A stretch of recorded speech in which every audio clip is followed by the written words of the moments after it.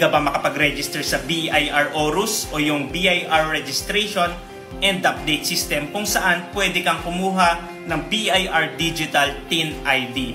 Usually ito yung mga may existing records na kay BIR or yung may existing TIN.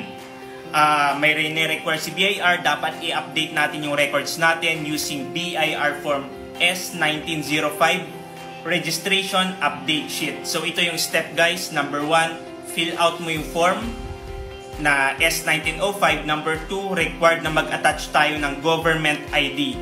And then number 3, ayun, maganda naman dahil via email siya. I-email mo lang si RDO mo. Ang importante lang yung gagamitin mong email, match dapat siya sa email na nilagay mo sa registration update sheet mo. Paano mo naman malalaman yung RDO email mo? First step, i-google mo lang yung BIR RDO, hanapin mo kung saang RDO ka. For example, Novaliches, ayan yung email address ni Novaliches.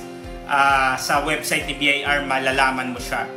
Paano mo naman malalaman kung saang RDO ka nakaregister? Sa BIR website lang din, punta ka, then sa lower right, meron si chatbot, chat with Revi, and then piliin mo si RDO Finder. So that's it guys, mag-update na tayo kung plan mong magkaroon ng BIR Digital TIN ID. If you are a freelancer at meron kang concern or question regarding freelancers BIR registration and freelancers tax compliance, comment mo lang yan at sasagutin ko yan.